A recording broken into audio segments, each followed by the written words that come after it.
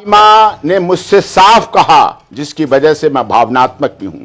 सीमा ने साफ कहा, सीमा की आप डोली माने ना माने, मैं डोली लेके आई हूं। डोली है यहां से भैया आपकी बहन की वापस जिंदा रवानगी नहीं होगी। जाएगी तो सीमा की यहां से लाश जाएगी, जिंदा सीमा पाकिस्तान नहीं जाएगी। उससे पूछ लिया मैंने, पूछा आतंकवादी है आईएसआई। मैंने कहा आज बहुत अच्छा है एंकर साहब, आपके पास मैं भी इधर बैठा हूं सीमा का वकील, और आपके पास सीमा के पूर्व पति गुलाम हैदर भी बैठे। आप पूछिए इनसे कि क्या वो आईएसआई है, क्या वो आतंकवादी है, क्या वो हनी ट्रैप गैंग चलाती है, क्या वो धंधा करने वाली है। जो असली आतंकवादी थे उनको कंधार में लेके छोड़ दिया गया। जो असली आतंकवादी थे उन्हें रूबिया अपहरण कांड में मुफ्ती मोहम्मद सईद की बेटी जब अपहरण होती थी छोड़ दिए गए वो आतंकवादी। लेकिन जो प्यार करने वाली थी, जो प्यार के लिए आई, जिसने प्यार किया, 7 समंदर पार में तेरे पीछे पीछे आ गई, ओ जुल्मी तेरी जान तेरे कदमों के नीचे आ गई। जब कदमों के नीचे कोई आ जाता है ना साहब, वो दिल के करीब होता है। एटीएस ने लगभग 3 दिन पूछताछ की और उसके बाद वो फिर से अपने घर पहुंच गई। आगे अब सीमा का क्या हुआ? क्या सीमा वापस पाकिस्तान जाएगी या फिर सीमा को भारत की नागरिकता मिलेगी? और इसी मुद्दे पर बातचीत करने के लिए सीमा हैदर के अधिवक्ता एपी सिंह जी हैं, जो सुप्रीम कोर्ट में वकालत करते हैं। दुनिया में इनकी ख्याति है, हर कोई इन्हें जानता है और बड़े वकीलों में से हैं। जिस मुद्दे को ये छूते हैं वो मुद्दा समझिए दुनिया में सुर्खियां बन जाता है। एपी सिंह साहब बहुत बहुत स्वागत आपका। और सवाल मेरा यही है, क्योंकि देश जानना चाह रहा है, हर कोई मीडिया वहां पहुंच रहा है, अब तो वो समय भी नहीं दे रही है, लेकिन आप उनके वकील हैं, आपके पास तो एक एक जानकारी है। फोटो तो अब शादी के खिंच गए, वो नेपाल के हैं या भारत के हैं ये तो पता नहीं, लेकिन राष्ट्रपति तक पहुंच गए। आखिरकार ये रास्ता किस चीज का है? क्या नागरिकता का रास्ता है क्या ये? देखिए, फोटो पे भी आपने सवाल उठाया, लोगों ने भी सवाल उठाया। मीडिया की बात करें तो कुछ यूं किया लोगों ने, उसका इलाज मरहम भी लगाया तो कांटों की नोक से। मीडिया गई तो, लेकिन बाद में उसे आतंकवादी, आईएसआई एजेंट, हनी ट्रैप, बड़े बड़े वो नाम दे दिए। जो असली आतंकवादी थे उनको कंधार में लेके छोड़ दिया गया। जो असली आतंकवादी थे उन्हें रूबिया अपहरण कांड में मुफ्ती मोहम्मद सईद की बेटी जब अपहरण होती थी छोड़ दिए गए वो आतंकवादी। लेकिन जो प्यार करने वाली थी, जो प्यार के लिए आई, जिसने प्यार किया, 7 समंदर पार में तेरे पीछे पीछे आ गई, ओ जुल्मी तेरी जान तेरे कदमों के नीचे आ गई। जब कदमों के नीचे कोई आ जाता है ना साहब, वो दिल के करीब होता है, वो सिर के बैठता है, वो सिर का ताज हो जाता है। हमारे देश की सभ्यता संस्कृति ऐसी रही है, ये है हमारे में, अब आई है, उसका सम्मान है। आपको बता दूं, अब लगाइए आप उसके साथ, आप तो वरिष्ठ पत्रकार हैं, ग्राउंड जीरो पर रिपोर्टिंग करते हैं। आज देहरादून में हूं मैं, एक कार्यक्रम में आया हूं, छतरी महापंचायत में, यहां भी आपने ढूंढ लिया। आपकी दाद देता हूं, आपकी सर्चिंग पावर को दाद देता हूं कि आप बहुत बड़े वास्तव में पत्रकार हैं। जब अब लगाइए आप उसको, सचिन मीना सीमा मीना वाइफ ऑफ सचिन, 1.5 साल हो चुके, लगभग 2 साल होने जा रहे हैं, अब हो जाएंगे 2। तो करवा चौथ वो रख चुकी है। पाकिस्तान में ही वो हिंदू धर्म बदल चुकी है, अपना हिंदू धर्म आ चुकी, मुस्लिम धर्म छोड़ के हिंदू धर्म में आ चुकी है। उसके बाद वो नेपाल आई, नेपाल में उसने विवाह किया, विवाह के बाद फिर वापस गई, बच्चों को लेके आई, अब बच्चों के साथ यहां है। और फोटो तो अभी आपने शादी मांग के देखे, सिंदूर भरते देखे। हमारी सभ्यता संस्कृति क्या है? चुटकी भर सिंदूर से जीवन दे देना आसान नहीं। ये चुटकी भर जो सिंदूर देते हैं बहुत बड़ी बात है। ये मंगलसूत्र, ये माथे की बिंदिया, ये हाथों की चूड़ियां, ये पैर के बिछुए मजाक नहीं है, गंभीर विषय है। मजाक नहीं है, लेकिन मजाक ये बन रहा है कि भारत की सुरक्षा से खिलवाड़ हो रहा है। अगर मोहब्बत की है तो वीजे के जरिए 1 नंबर से भारत आना चाहिए था ना। पहले आप दूसरे देश जाते, फिर नेपाल पहुंचते, फिर नेपाल से छुप छुपा के यहां पहुंचते, फिर आप 1 महीने तक छुप के भारत में रहते हैं। ये आखिरकार क्या है? प्यार में, युद्ध में, राजनीति में इतना तो चलता है ना साहब, प्यार अंधा होता है। अगर उसके पास ज्ञान हो, लॉ हो, कानून हो, आईपीसी हो, सीआरपीसी हो, सिटीजनशिप एक्ट हो, पासपोर्ट एक्ट हो, तो वो तो और लोग करते हैं, किया है। अक्षय कुमार कनाडियन नागरिकता के हैं, भारत में रहकर फिल्म बनाते हैं। दीपिका पादुकोण विदेशी नागरिकता है, भारत में है। और वो अदनान सामी भारत की नागरिकता पाकिस्तान के लिए, उनके लिए लोग सवाल नहीं उठाते हैं। वो बंगले में उनके एंट्री नहीं हो पाती है। इसका छोटा सा घर है, दरवाजा खोलो, तोड़ो, चढ़ जाओ और उसकी कवरेज कर लाओ, अपनी बढ़ाओ टीआरपी, टेलीविजन रेटिंग पॉइंट, अपना सब कुछ करो। लेकिन वो सब करिए, आप पत्रकार हैं, मीडिया है, चौथा स्तंभ है, मजबूत स्तंभ है, विधायिका, कार्यपालिका, न्यायपालिका के बाद मीडिया का चौथा स्तंभ है। अच्छी बात है। लेकिन अब वो भारत की, सचिन की, मीना समाज की अब वो बहू है। 4 बच्चों की मां है, 3 बेटियां हैं, 1 बेटा है। आपने अमीरों की पत्नियां देखी, अब एक गरीब की पत्नी का प्यार देखिएगा। अभी तक आपने बहुत सेलिब्रिटीज की बीवियां देखी, लेकिन जब गरीब में से सेलिब्रिटी बन के वो जाएगी, देखिएगा जब वो अपने छोटे से घर में किचन में खुद खाना बनाएगी और गरम गरम रोटी देगी आके सचिन को। उसके घर डाइनिंग टेबल नहीं है। डाइनिंग टेबल पे पति पत्नी की दूरी बढ़ जाती है। डाइनिंग टेबल पे खाना देने वाले नौकर सर्व करते हैं। जब वो खुद अपने हाथों में, उंगलियों में जलती हुई चूल्हे से, गैस से रोटी बना के देगी, फिर वो प्यार आप देखिएगा। अभी तो सवाल ये है कि पाकिस्तान वापस जाएगी या एपी सिंह अपनी पूरी ताकत लगा देंगे भारत में रखने के लिए, भारत की नागरिकता दिलाने के लिए। अगर इस देश में सन 1948 के बाद, जब से नागरिकता अधिनियम भारत में बना और आजादी मिली, हमारा संविधान बना, देश बना, पाकिस्तान था तो भारत का ही हिस्सा। वो पाकिस्तान से किसी और देश जाती अलग बात थी। पाकिस्तान पूर्व में भारत का ही हिस्सा था और आज भी उसके क्षेत्र, जो पाक ऑक्युपाइड कश्मीर आता है, बलूचिस्तान जहां आता है, वहां के लोग, वहां के निवासी भारत को प्यार करते हैं। उसका यह उदाहरण है। और देश के माननीय रक्षा मंत्री जब जम्मू जाते हैं, लद्दाख जाते हैं, ले बोलते हैं तो कहते हैं, और देश के गृह मंत्री माननीय अमित शाह जी जब बोलते हैं तो कहते हैं पाक ऑक्युपाइड कश्मीर भारत का था, है और रहेगा और एक दिन लेके रहेंगे। और वहां के नागरिक यहां आ रहे हैं, तो कहां बात अलग हो गई। हिंदू है और हिंदू संस्कृति, हिंदू शादी विवाह साफ तौर पे कहता है जब व्यक्ति आता है, अब उसका पति यहां है। इस देश में मैं सीमा की बात नहीं कर रहा, मैं सेलिब्रिटीज के लिए अलग हो सकती है बात, लेकिन हमारे देश में हजारों लोगों को इन 75 वर्ष में अफगानिस्तान के, पाकिस्तान के, बांग्लादेश के, बर्मा मलाया के लोगों को नागरिकता मिली है। लेकिन एपी सिंह साहब, सवाल इसलिए उठ रहा है कि वो जो हैदर है, हैदर को छोड़ के यहाँ आपको सचिन की मोहब्बत तो दिखाई दे रही है सीमा के साथ, लेकिन सीमा की हैदर के साथ मोहब्बत नहीं दिखाई दे रही, जो सऊदी में बैठकर अभी भी कह रहा है कि मेरी पत्नी को वापस, मेरे बच्चों को, कम से कम बच्चों को तो वापस मांगने की अपील कर रहा है। उसका हक नहीं है कि अपने बच्चों से मिलने का? अभी भी कह रहा है, यही बात है। 4 साल हो गए उसे तलाक दिए हुए। तलाक तो दे दिया उसने नजरे कहर के साथ, सीमा का जवाब नहीं लौटाया उसकी मेहर के साथ। वो यहां उसे भुगतना पड़ रहा है।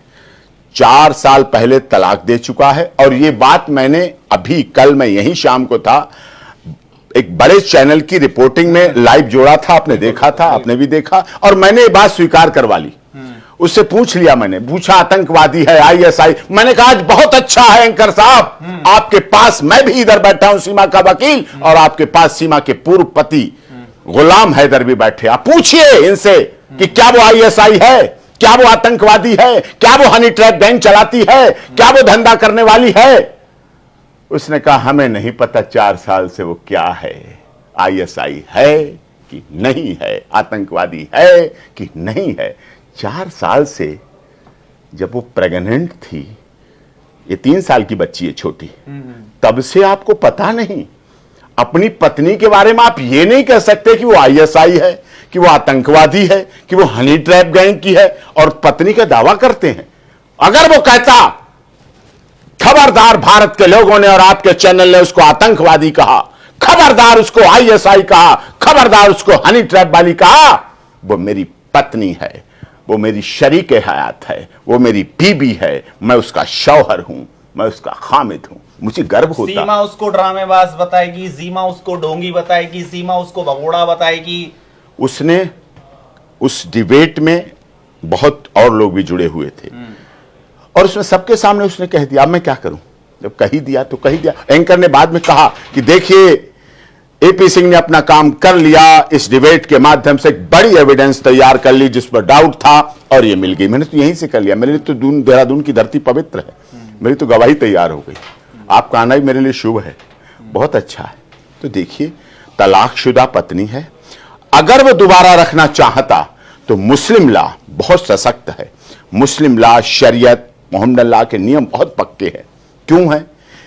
तलाक को शब्द बहुत छोटे हैं, तलाक, लेकिन गंभीरता बहुत है। गंभीरता कितनी है कि अगर आप दोबारा अपनी पत्नी को ही रखना चाहते हैं तलाक के बाद तो आपको हलाला करना पड़ेगा, हलाला से गुजरना पड़ेगा, और हलाला के बाद जो हलाला करेगा वो तलाक दे ना दे, नहीं देगा तो उसी के पास रह जाएगी, दे देगा तो फिर आपका निकाह हो जाएगा, मर्जी है उसकी। तो ये है। अब तो माननीय मोदी जी ने देश में तलाक, ट्रिपल तलाक क्वैश कर दिया और अच्छा रहा। ट्रिपल तलाक के बारे में माननीय सर्वोच्च न्यायालय में हम भी याचिकाकर्ता की तरफ से थे। अच्छा हुआ, मुस्लिम महिलाओं का संरक्षण हुआ, सुरक्षा हुई और उसके साथ दर्द हुआ। लेकिन क्या है, ये अमीर होते तो लोग नहीं सवाल उठाते, गरीब हैं, दलित हैं, मजदूर हैं, शोषित हैं, पीड़ित हैं, साहब सुरक्षा। प्यार हो रहा है भारत के हामिद को, अगर पाकिस्तान में प्यार हो रहा है तो उसको ऐसी जेल में डाला जा रहा है कि जहां पर उसको एक रोशनी की किरण नहीं दिखती, जहां 6-6 महीने उसको थोड़ा थोड़ा खाना सिर्फ जीवन भर के लिए दिया जाता है, जहां कीड़े पड़ते हैं उसके शरीर में, भारत क्यों एक्सेस मांगा जाता है सैकड़ों बार। यही तो सवाल उठ रहा है, यही तो फर्क है भारत पाकिस्तान में। पाकिस्तान नहीं कहता बेटी बचाओ बेटी पढ़ाओ, भारत कहता है। पाकिस्तान नहीं कहता वसुधैव कुटुंबकम का नारा, भारत कहता है। पाकिस्तान का प्रधानमंत्री जीवन में कभी नहीं बोल सकता सबका साथ, सबका विकास, सबका विश्वास, सबके साथ न्याय, ये भारत का बोल सकता है। पाकिस्तान कभी नहीं बोल सकता वसुधैव कुटुंबकम, कभी नहीं कह सकता, भारत कहता है। देश कहता है, G20 के सम्मेलन में भारत का प्रधानमंत्री कहता है one earth, one family, one future. ये हमारे देश के पूजा आरती यज्ञ हवन होता है, उसके बाद क्या कहते हैं? विश्व का कल्याण हो। मेरे बेटे का कल्याण नहीं, हवन सामग्री मेरी, पंडित मेरा, पूजा मेरी, घर मेरा, गृह प्रवेश मेरा, लेकिन मेरे नाती पोतों का कल्याण ना हो, केवल मेरे बहू बेटे का कल्याण ना हो, विश्व का कल्याण हो। और जो भी आए हैं लोग सब हाथ उठा के कहते हैं विश्व का कल्याण हो, और साथ में कहते हैं प्राणियों में सद्भावना हो। वो कहते हैं काटो मारो मार दो। लेकिन लोग कह रहे हैं कि भारत किसी की खैरात नहीं है कि यहाँ पे कोई भी आ जाए मुंह उठा के अपना, कहां मुंह उठा के आई है? मांग भर के आई है, करवा चौथ 2 बार रख के आई है, मुंह उठा के कहां आई है? करवा चौथ का व्रत रख के आई है, करवा चौथ करके आई है, हिंदू बन के आई है। हिंदू धर्म परिवर्तन गुनाह है क्या? हिंदू सब हिंदू थे, अब आप आइए इस पर। क्या दुनिया पूरी हिंदू थी? ये तो बांटा। मोहम्मद साहब बहुत पाक, बहुत मुस्लिम के प्रवर्तक धर्म के। उससे पहले क्या था? मोहम्मद साहब से पहले वो कौन लोग थे? सिख धर्म से गुरु गोविंद सिंह से पहले कौन लोग थे? महावीर साहब, जैन साहब से पहले कौन था? सब हिंदू थे, अब बदल गए। तो डीएनए तो हमारा हिंदू है, डीएनए देखा जाता है, डीएनए तो हमारा हिंदू है, सब हिंदू हैं। मैं उस बात पे भी नहीं जा रहा, हिंदू मुस्लिम सिख ईसाई आपस में सब भाई भाई। हमारे देश की परंपरा है, संस्कृति है, रीति रिवाज है, और उसके तहत सीमा यहां है। हम सीमा आई, उसके बाद डीएम के यहां नागरिकता के लिए लगाई, मैरिज रजिस्ट्रेशन के लिए लगाई, उसी समय एफआईआर हुई, एफआईआर में पीसी हुआ, जेसी हुई, बेल हुई जेल के बाद। अब बेल पे भी आप सवाल उठाइए, गलत है। ऑनरेबल कोर्ट पे सवाल उठाएं, गलत है। कोर्ट ने बेल दी और वो बेल की कंडीशन मान रही है, जो कंडीशन है वो अपने घर पे है। मैंने तो उसे सब डॉक्यूमेंट आए, साइन, बात सब कुछ हुई। मैं उसे नहीं परसों राष्ट्रपति भवन ले गया, इसीलिए कि लोग कहें दिल्ली में है, वो दिल्ली में 15 अगस्त से पहले कहीं रैकी ना कर रही हो, कहीं राष्ट्रपति भवन की रैकी ना कर ले, कहीं रेल भवन की रैकी ना कर ले, कहीं इंडिया गेट की रैकी ना कर ले। मैंने बेटा तू वहीं रहे अपने ससुराल में, हम सब करेंगे। बढ़ती रही, साइन करती रही, भेजती रही, करती रही, तो उसकी कार्रवाई की। अब वो यहाँ की है, यहाँ की नागरिकता के लिए प्रोसेस हो रहा है। देश के महामहिम राष्ट्रपति पर उसका भी भरोसा था, मेरा भी भरोसा था। सर्वोच्च संविधान की हमारी संस्था है, उसके आधार पर हमने उनसे मांग की है कि इसकी नागरिकता हो, रजिस्ट्रेशन हो, जल्दी हो, सुरक्षा हो। अब यहां वाले तो कहते हैं डिपोर्ट कर दो, वह जिंदा बचेगी। इसे तो आप भिजवा के मरवाना चाहते हैं, 4 बच्चियों को और इसको, और जो पाकिस्तान में हिंदू महिलाओं को मारा जा रहा है, बलात्कार हो रहे हैं, धर्म परिवर्तन करके उनके साथ हो रहा है, 150-150 साल 300-300 साल पुराने मंदिर तोड़े जा रहे हैं, उनका क्या? वो तो धमकी खुलेआम दी जा रही है, अगर आप सीमा को नहीं भेजेंगे तो आगे हमला होगा। धमकी देने की तो उनकी आदत है, वो तो कई बार बड़े बड़े मौलाना बोल रहे हैं। कोई बात नहीं, अभी मिलेंगे। शिवसेना के बाल ठाकरे नहीं रहे तो क्या हुआ? पहले भी धमकी दी थी अमरनाथ यात्रा होगी तो अमरनाथ यात्रा नहीं होगी। शिवसेना के बाल ठाकरे ने मुंबई से कहा अगर अमरनाथ यात्रा नहीं होगी तो मुंबई से एक भी जहाज हज के लिए नहीं उड़ेगा, 1 इंच उठा के देख देना। नहीं उड़ा, अमरनाथ यात्रा हुई, आज भी हुई। अब वो समय छोड़ दें। अब देश के प्रधानमंत्री मोदी जी हैं, गृह मंत्री माननीय अमित शाह जी हैं, कहते थे ना 370 हटेगा, खून खराबा हो जाएगा। मैं दुनिया में जाता था, वर्ल्ड में पूछते there is mister Singh any solution of Kashmir issue? No solution कहते थे लोग। लेकिन एक दिन ऐसा गृह मंत्री आया, एक दिन में 370-35 उठा के फेंक दी और कहा कश्मीर हमारा था, है, जहां हुए बलिदान मुखर्जी वो कश्मीर हमारा है, कह दिया, दिखा दिया। कहते थे ना राम मंदिर वहीं बनाएंगे, तारीख नहीं बताएंगे। तारीख भी बताई, नेपाल से पत्थर भी आए, अपने दामाद प्रभु श्री राम के बनने के लिए नेपाल से आए और नेपाल के रास्ते से सीमा भी आई।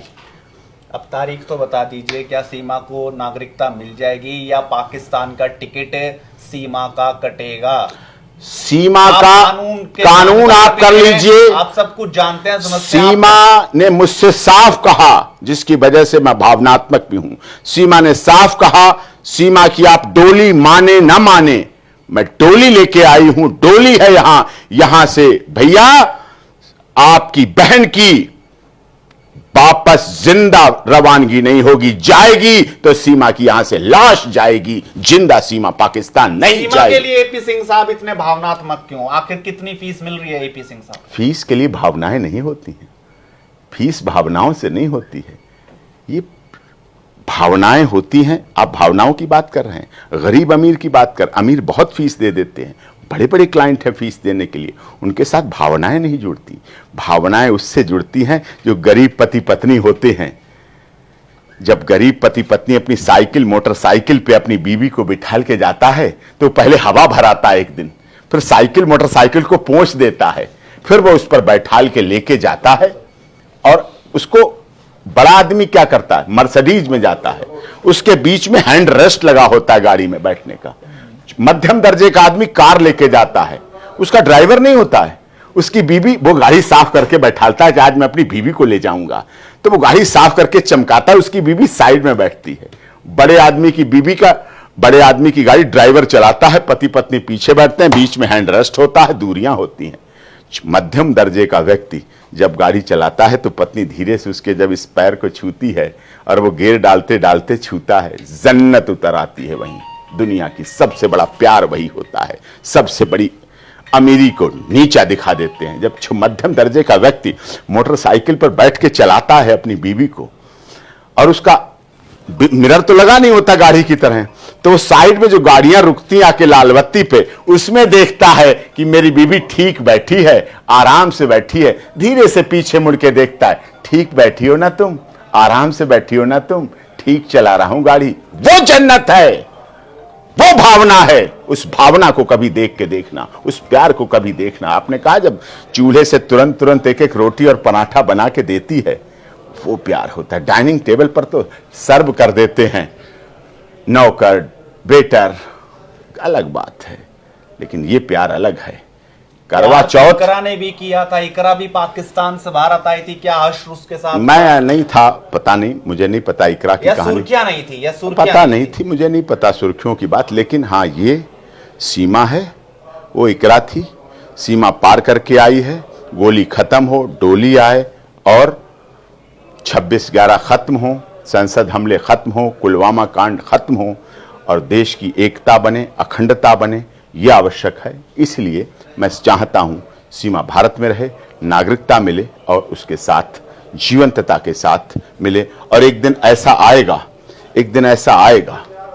मैं आपसे कह रहा हूं, सीमा भारत में रहेगी और उसके यहां घर पर योगी जी और मोदी जी भी भोजन करने भी जाएंगे, चाहे वो 2024 का समय हो, चाहे वो कोई और समय हो, और वो अपने हाथों से खिलाएगी और हाथों से बनाएगी और खिलाएगी। ये भी है, उसने राधे राधे का पटका पहना है, उसने गंगा स्नान की है, उसने प्रभु श्री राम का नारा लगाया है, उसने भारत माता की जय की है, उसने वंदे मातरम की है। दुनिया में भारत माता की जय करने वाले का झंडा नहीं झुक सकता, वंदे मातरम बोलने वाले को शर्मिंदगी नहीं महसूस होती। ये भारत की धरती कहती है, ये भारत का देश कहता है।